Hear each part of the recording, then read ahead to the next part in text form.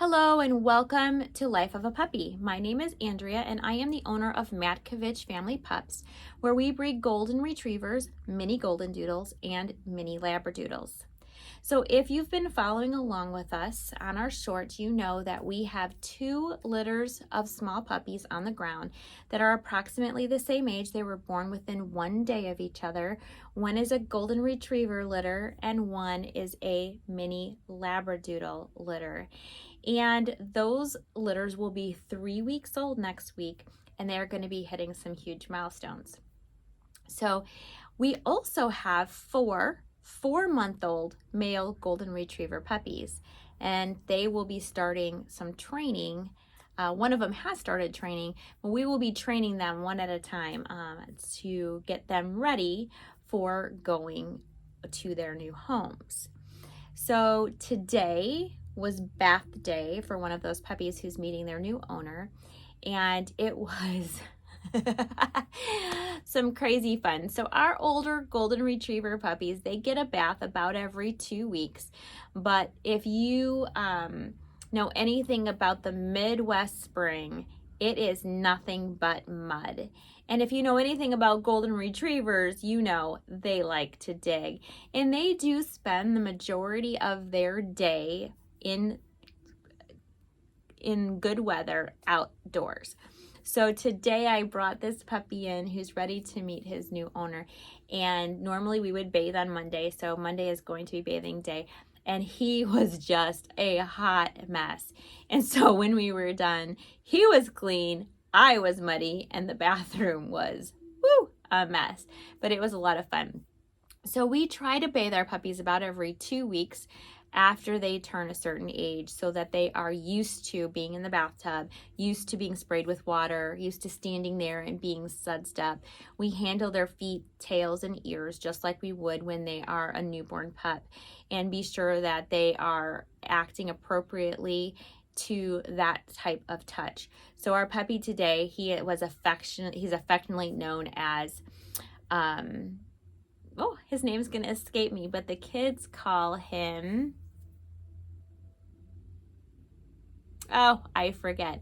But he is super, super, super energetic, and he likes to jump at you, and he'll jump and grab things and hang from it and swing, and he'll climb the fence, and he's just a super, super exuberant puppy. And so I was really concerned about getting him in the bathtub, that it would be just this huge mess and I would have trouble keeping him in the tub and whatnot, because it has been 2 weeks since he's been bathed, and they are not quite as good at memory things at that age. Just say there's a reason why we don't do serious training until they're 5 or 6 months old. That being said, I got him in the tub and he was just as sweet as can be. He was like a different puppy.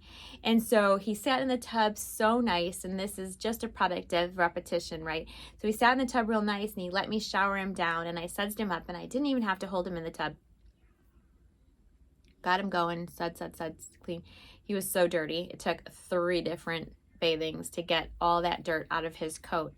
And then I also use a professional grade grooming blow dryer to dry them, because it just is easier and quicker.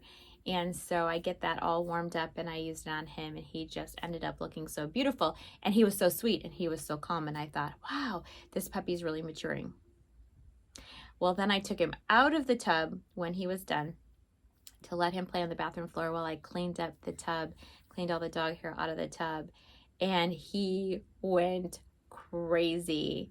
It was so funny because he was so well behaved in the tub, and then he just went back to his normal, carefree, crazy, exuberant puppy self, and he was jumping at me, and he was grabbing my hair, and he was pulling at my shirt, and all these things. And it was just interesting to see how he has learned bath time.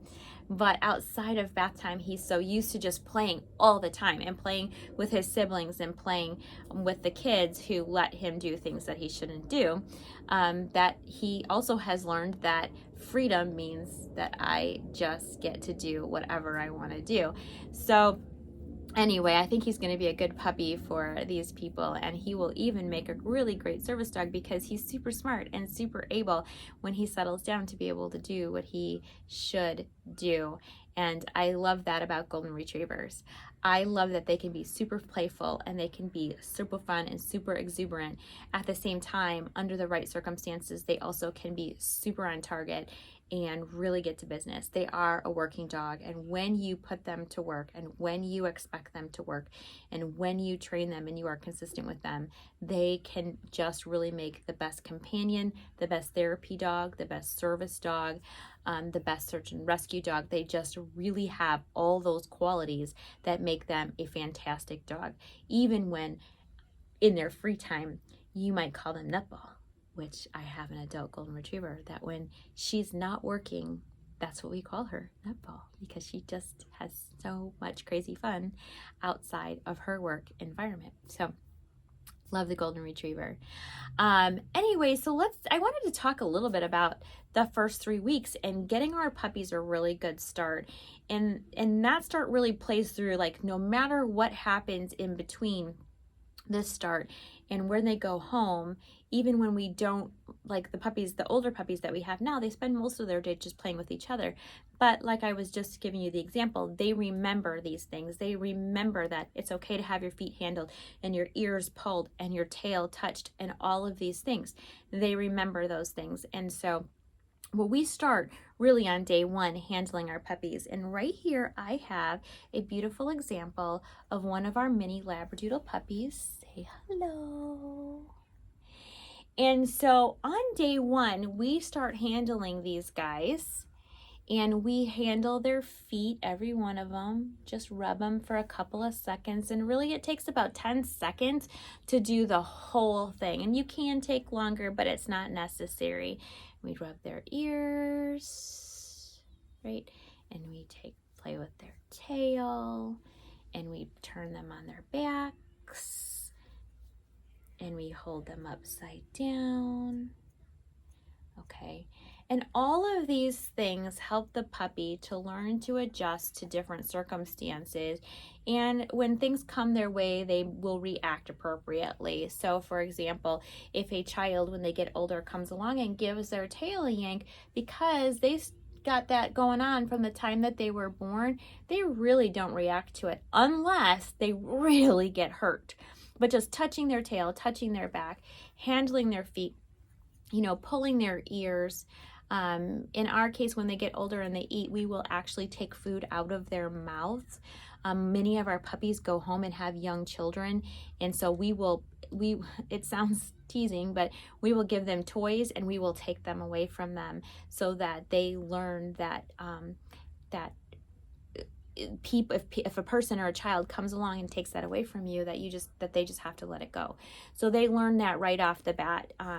And we do this every single day. Every puppy is handled every day in some form or fashion, but we definitely do the 10-second, just playing with every part of their body. And then of course we have young children here who just hold and hug and love and play with them when they're home from school. So that is also very helpful. There we go. So in the first week of their life, not only do they have the ENS, or the early neurological stimulation, we also do remove their dew claws, and we generally do that around day 3 or 4. It is the best time to do that because the dew claw has grown out enough to really get a hold of it and take that off, but also it has not fused to the bone, so it's not a huge painful process. It's just a little snip and it's gone. So we do that at about 3. I try to do it at about 3 days. I've found that it is just really, they heal the fastest and it is painless. So, and we also microchip them. So depending on their size, if the little puppies, these minis, when they're a couple days old, they're only like this big, I do not microchip them that early because it makes me nervous to do that. I wait until they're bigger, usually about 2 weeks, so these puppies got their microchips last week. But the bigger golden retriever puppies, we can do that right away. So it's interesting because they're at 2 weeks old, we weighed them, we gave them their first round of dewormer for their puppy worms. And when we weighed them, we did them on the same day. So the biggest puppy in this mini Labradoodle litter was about 1.3 pounds. The smallest puppy in the Golden Retriever litter was 3.5 pounds, and they are 1 day younger than these guys. So it is so fun to see the differences. Look at that little white chin. Oh, I just love these guys. Anyway, so week 1, we have dew claws and sometimes microchipping that are removed and or installed, and the ENS. Week 2, we do ENS, and they get their first round of deworming and microchips if they haven't already received them. So that's to start week 2. And so in week 2, Mama's still feeding them, still caring for them all the time, and still has access to them 100% of the day. So when they turn 3 weeks old, it's a whole new world. And so next week, when they turn 3 weeks old, I'm going to try to catch some video of the first few days of what 3 weeks looks like. And we'll share that with you next Friday as we talk about what's going on in the life of Matkovich Family Pups, what is actively happening right now. So next week, our world changes, their world changes, and Mama's world changes. So I hope you will join us next Friday to see how those changes have impacted all of us and how they are doing.